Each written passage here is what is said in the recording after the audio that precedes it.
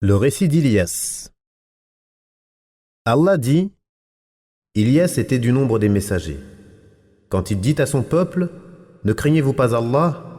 Invoquerez-vous votre idole, Baal, et délaisserez-vous le meilleur des créateurs, Allah, votre Seigneur, et le Seigneur de vos plus anciens ancêtres? Ils le traitèrent de menteur. Alors ils seront emmenés vers le châtiment, exception faite des serviteurs élus d'Allah. Et nous perpétuâmes son renom dans la postérité. Paix sur Ilias. Ainsi récompensons-nous les bienfaisants, car il était du nombre de nos serviteurs croyants. Les généalogistes disent qu'il est Ilias ibn Tishbi. On dit qu'il fut envoyé aux gens de Ba'labak, à l'ouest de Damas. Il les appela à l'adoration d'Allah et a abandonné le culte de leur idole qu'ils appelaient Baal. C'est pourquoi il leur dit: Ne craignez-vous pas Allah? Invoquerez-vous votre idole, Baal, et délaisserez-vous le meilleur des créateurs, Allah, votre Seigneur, et le Seigneur de vos plus anciens ancêtres? Ils le traitèrent de menteur et tentèrent de le tuer. Nous avons rapporté les propos de ceux qui prétendent qu'Ilyas et Al-Khidr se rencontrent chaque année à Bayt al-Maqdis pendant le mois de Ramadan, qu'ils accomplissent le pèlerinage chaque année et qu'ils boivent suffisamment d'eau de Zamzam pour l'année. Nous avons également rapporté le hadith qui dit qu'ils se rassemblent chaque année à Arafah. Et nous avons montré que rien de cela n'était authentique et qu'au contraire les textes montrent qu'Al-Khidr est mort, de même qu'Ilyas. Ibn Munabbih et d'autres rapportent qu'après que son peuple l'ait renié et lui ait causé du tort, il invoqua son Seigneur afin qu'il reprenne son âme. Une monture à la couleur du feu vint à lui, il la chevaucha et Allah lui donna des ailes et le recouvrit de lumière. Il lui retira tout désir pour la nourriture et la boisson, il devint un ange humain entre ciel et terre, et il fit des recommandations à Al-Yasar ibn Urtoub. Il y a à redire en cela, en plus du fait que ce soit un récit des gens du livre qui n'est ni accepté ni rejeté. Plus encore, il est clair que son authenticité est très peu probable, et Allah est plus savant.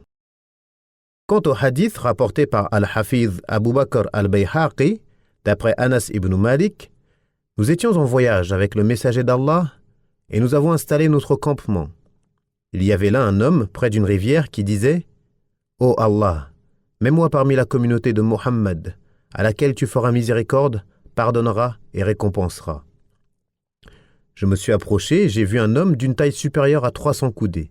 Il me dit: « Qui es-tu? » Anas ibn Malik, le servant du messager d'Allah. Où est-il? Il est là-bas, il entend ce que tu dis.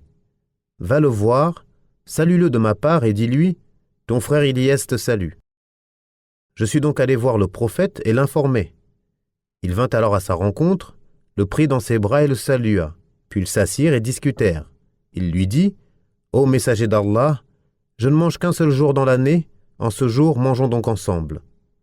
Une table sur laquelle se trouvait du pain, du poisson et du céleri descendit alors du ciel. Ils mangèrent et m'en donnèrent. Puis nous avons accompli la prière du Asr, et ensuite il lui fit ses adieux, et je le vis prendre son chemin à travers un nuage vers le ciel.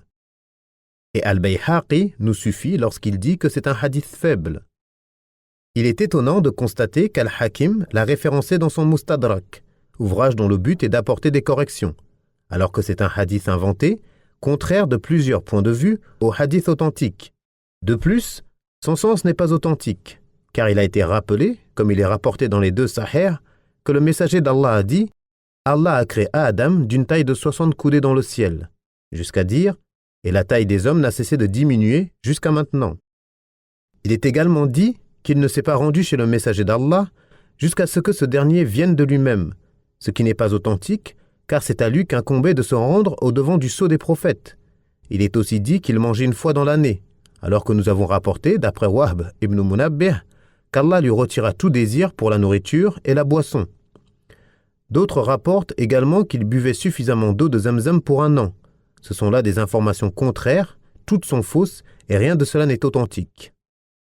Ibn Asakir a rapporté ce hadith avec une autre chaîne de transmission, tout en reconnaissant sa faiblesse, mais il est tout de même étonnant de sa part qu'il l'ait rapporté. Il l'a rapporté d'après Wathila ibn al-Asqa', puis il a cité le hadith dans son intégralité, et parmi les éléments rapportés est que cela se déroula lors de la bataille de Tabouk.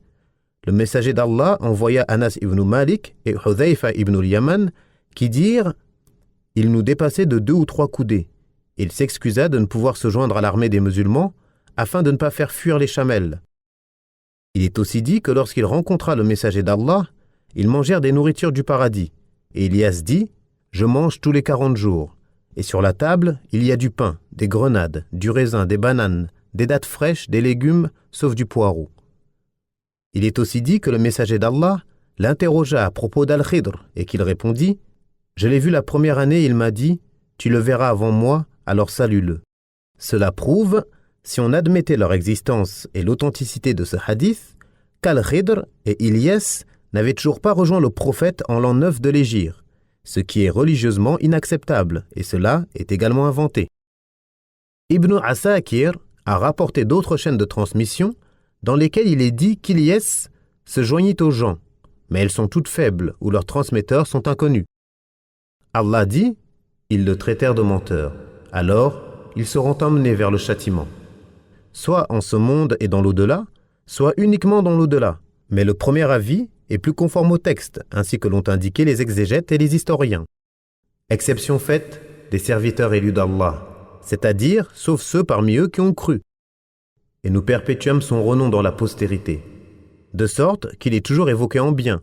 C'est pourquoi il dit « Paix sur Ilyas, salamun ala Ilyasin » et l'ajout de la lettre Nun est une forme rhétorique très répandue chez les Arabes, de même qu'on dit Ismaïl et Ismaïn, ou Israël et Israïn, ou Ilyas et Ilyasin. On a également lu ce verset de la manière suivante Salamun ala Al-Yasin. Ainsi le sens devient paix sur les adeptes Ilyas, c'est-à-dire le peuple de Muhammad.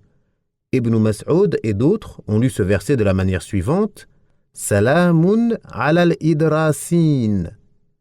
Abu Ishaq rapporte d'après Ibn Mas'ud que Ilyas était Idris, ce qui est également l'avis d'Ad-Dahhak ibn Muzahim.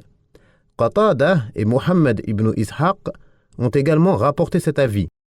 Mais ce qui est authentique est que ce sont deux personnes différentes, comme nous l'avons exposé plus tôt, et Allah est plus savant.